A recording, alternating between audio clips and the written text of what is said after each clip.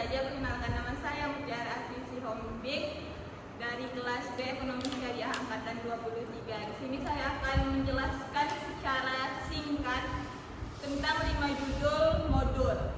Judul yang pertama yaitu studi Al-Quran dan relevansinya di kehidupan sehari-hari.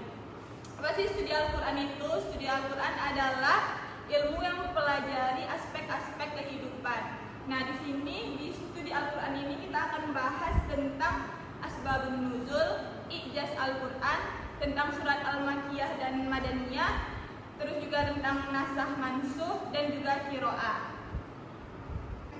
Ada beberapa aspek-aspek kunci dalam studi Al-Quran yang menjadi dasar relevansinya dalam kehidupan sehari-hari. Seperti yang sudah saya sebutkan tadi, yang pertama itu asbabun nuzul, tentang pemahaman dan histori turunnya Al-Quran. Dan yang kedua tafsir konseptual, yaitu tafsir modern. Yang ketiga i'jaz Al-Quran, yaitu keindahan Al-Quran dan juga bidang ilmiah. Yang keempat yaitu metode interpretasi yang memadukan konseptual dan juga tekstualitas yang memungkinkan Al-Quran diaplikasikan dalam dinamika kehidupan sehari-hari. Kita kepada judul yang kedua yaitu problematika studi Al-Quran.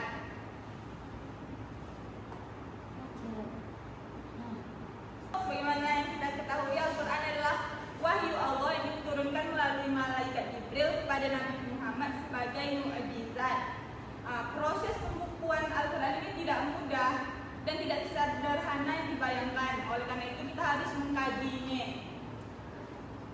Makna kodifikasi Al-Quran. Kodifikasi Al-Quran adalah pengumpulan dan penulisan ayat-ayat Al-Quran. Ini pengumpulan Al-Quran ini terbagi menjadi dua. Yang pertama jam'ul fis sudur dan jam'ul fis sudur. Apa itu jam'ul fis sudur? Yaitu pengumpulan Al-Quran dengan cara menghafal. Sedangkan jam'ul fis sudur itu dengan mengumpulkan Al-Quran dengan cara menulis tulisan. Tahapan pengumpulan Al-Quran ini terbagi menjadi 3 tahapan. Yang pertama pada masa Nabi Muhammad, yang kedua pada masa Abu Bakar, dan yang ketiga pada masa Utsman.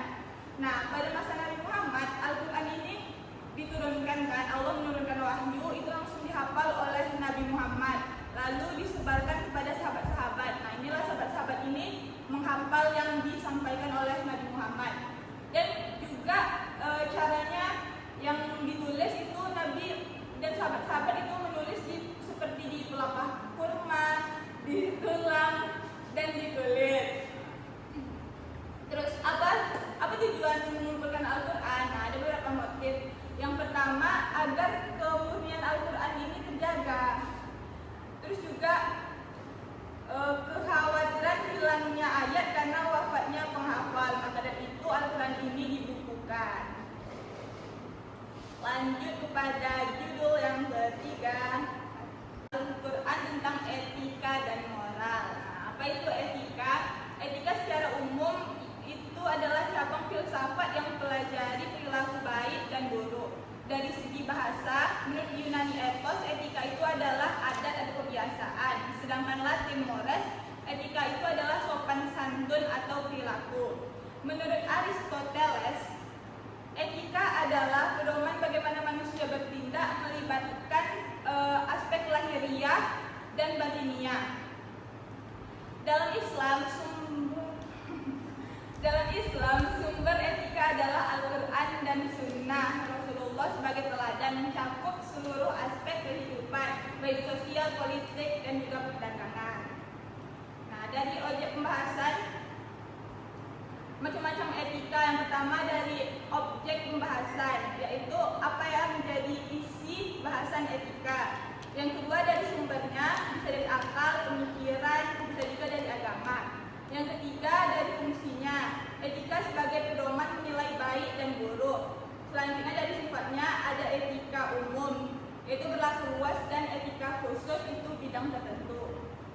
Prinsip-prinsip etika itu ada banyak. Yang pertama ada takwa, kedua adab, ada ihsan, ada adil, ada kasih sayang, ada amanah, ada silaturahim, ada tawadu, ada husnuzon. Lanjut, tadi kan judulnya etika dan moral. Kita masuk ke moral. Apa itu moral? Moral adalah aturan yang mengikat kehidupan manusia dalam masyarakat. Sumber moral ini meliputi agama, kodrat manusia, adat istiadat, dan juga hukum, baik itu hukum adat maupun hukum negara.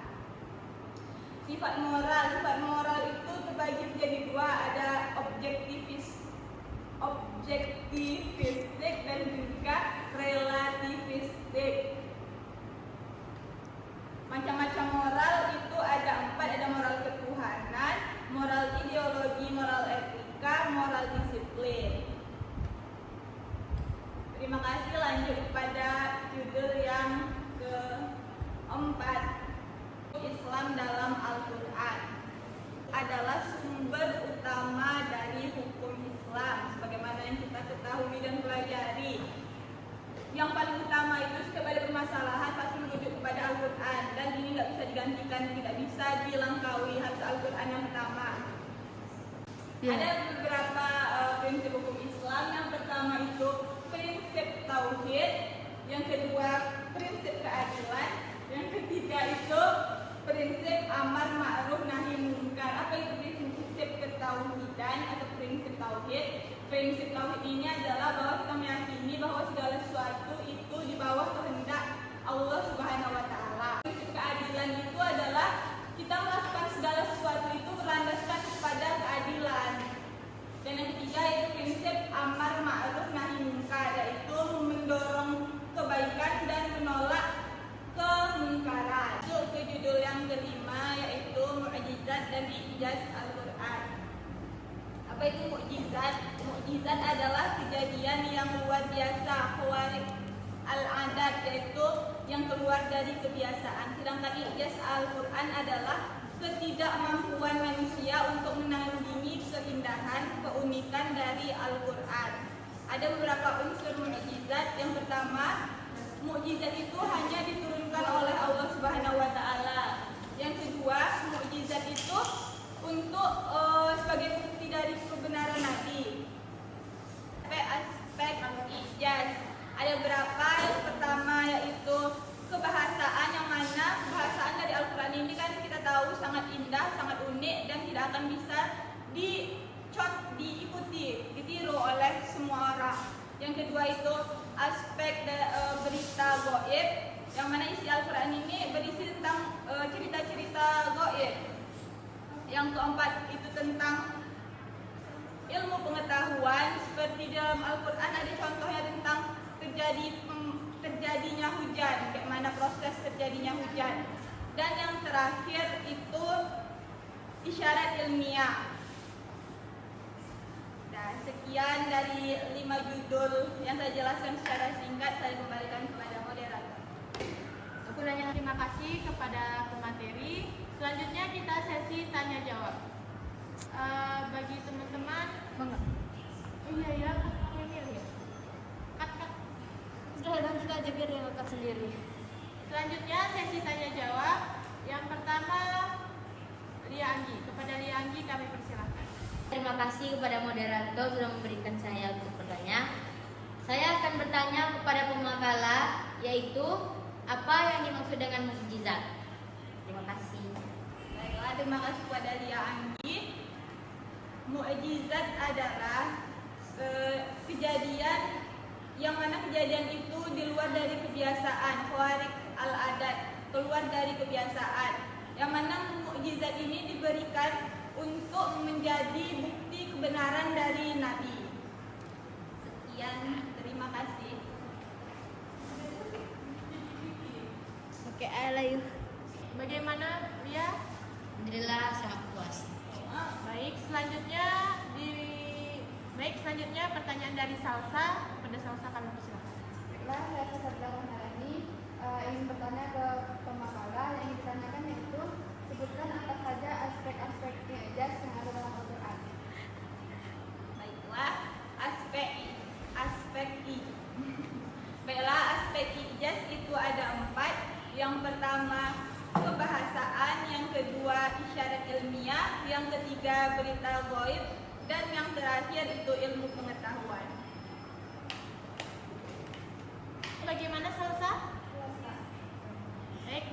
selesai, untuk sesi penutupan boleh ditutup oleh pemakalah. Baiklah, sekian dari penjelasan singkat saya tentang 5 judul modul. Terima kasih atas partisipasinya dan saya mohon maaf jika banyak terjadi kesalahan. Sekian.